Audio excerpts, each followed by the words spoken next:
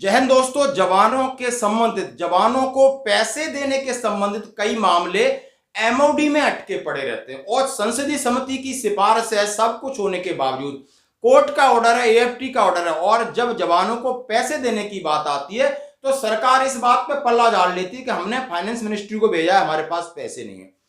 कल आपने देखा होगा एक डेलीगेशन रक्षा मंत्री जी से मिला, कहा कि ये फाइनेंशियल मैटर है, फाइनेंशियल क्राइसिस की बात होती है।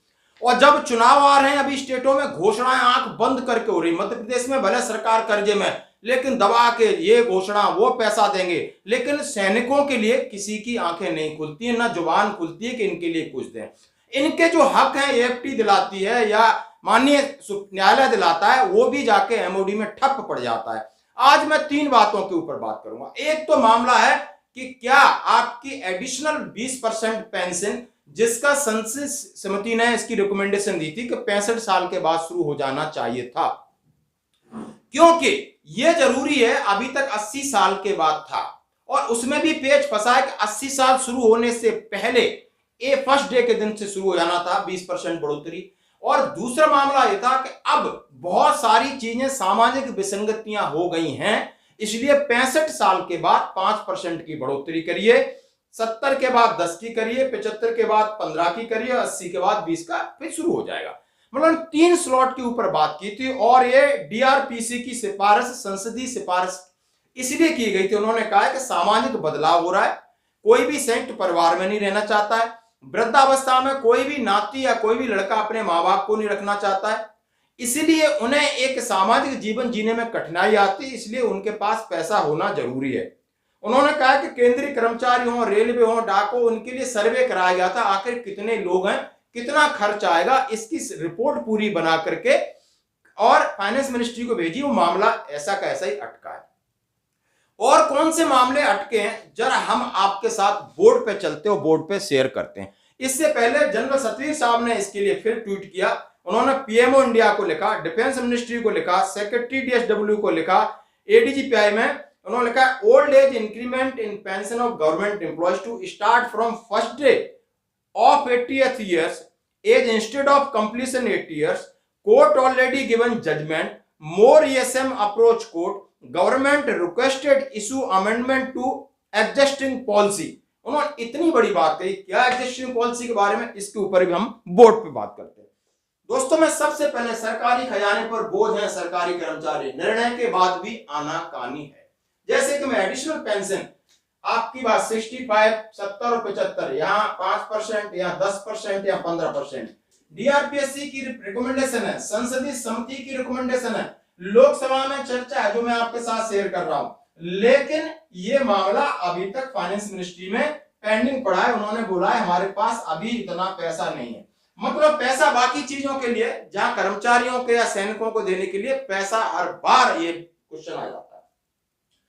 दूसरा भी जनरल सतवीर साहब ने डाला है, एक आपको मैंने दिखाया है 80 साल, 85, 90 और 95 जो 20 से 30, 40, 50 और 100% आपकी पेंशन की बढ़ोतरी होती है, रिवाइज ऑफ बेसिक पेंशन और फैमिली पेंशन। इसके लिए मामला कोर्ट के जजमेंट भी उन्होंने शेयर किए, आपका एएफटी का जजमेंट, माननीय सुप्रीम कोर्ट का जजमेंट, एमओडी में सारी चीजें पड़ी हैं कि आप जैसे 80 साल में आपका पहला दिन शुरू हो जाता है, उस दिन से आपके लिए 20% बढ़ोतरी लागू हो जानी चाहिए थी, लेकिन सरकार इसको भी टालम टाल कर रही है। ये लेटर मैं आपके साथ शेयर कर रहा हूं, जरा हर एक का जजमेंट का है। इसी तरह आप 85 साल के हो जाते हो तो 85 का पहला दिन से ही आपको 30% बढ़ोतरी, 90 के पहले दिन से 40% की बढ़ोतरी, 95 के पहले दिन से 50 की बढ़ोतरी और 100 हो जाते हो तो 100%।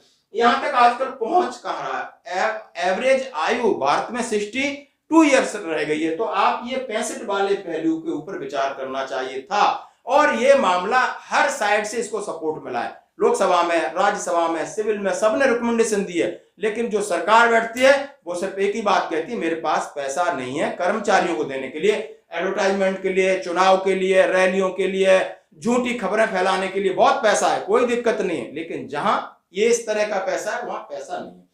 तीसरा मामला नॉशनल इंक्रीमेंट का लटका हुआ है।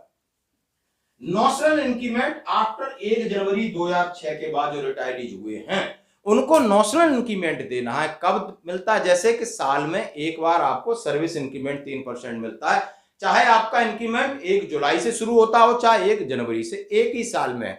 कुछ लोग जो रिटायर्ड हुए हैं, यानी 30 जून को रिटायर्ड हुए हैं या 31 दिसंबर को रिटायर्ड हुए हैं, उनका जो एक बहुत बड़ा लाभ 3% ऑफ बेसिक पे का लाभ है, उससे उन्हें वंचित कर दिया गया। और वो छोटा सा पोर्शन यानी 3% वो जाके लाखों में उन्हें नुकसान पहुंचा रहा है, चाहे वो ग्रेचुटी के रूप में हो, लीव इन केस के रूप में हो, कम्यूटेशन के रूप में हो, और आजीवन वो पेंशन में हर महीने फर्क डाला। इसके ऊपर कोर्ट का जजमेंट है कि जिन्होंने केस किया है आप दे दो, लेकिन इसके ऊपर गहन विचार नहीं। मामला फौजी है तो एमओडी में जाकर के ठप हो गया और बंद करके पैक करके रखा है, इसके ऊपर कोई विचार नहीं कर रहा है। यानी वर्तमान में आप वन रैंक वन पेंशन की विसंगतियां चल रही हैं। हम एमएसपी की बात कर रहे हैं कि मामला हमारे पक्ष में भी आ जाता है तो ये सरकार इतनी जल्दी देने वाली नहीं को। एमएसपी के ऊपर तो फाइनेंशियल हम लोग इतना बड़ा बर्डन के रूप में आ जाएंगे कि शायद उसकी कल्पना से परे है दोस्तों। तो आंख खोलने वाला वीडियो है। ये सरकार यदि एमएसपी का डिसीजन आ गया तब भी आपको देने के लिए राजी नहीं होगी। ये आनाकानी कर रही क्योंकि बहुत सारे ऐसे डिसीजन है जो कि जवानों के पक्ष में, केंद्रीय कर्मचारियों के पक्ष में पेंडिंग पड़े हैं और ये फाइनेंशियल मिनिस्ट्री में अटके पड़े। सरकार के ऊपर कोई संज्ञान नहीं ले रही। ये है आज की सरकार की मानसिकता। चुनाव सब लड़ना चाहते हैं और सरकार सब बनाना चाहते हैं, सत्ता का सुख सब भोगना चाहते हैं, लेकिन कोई किसी को देना नहीं चाहता। ये है बड़ी विडंबना। धन्यवाद।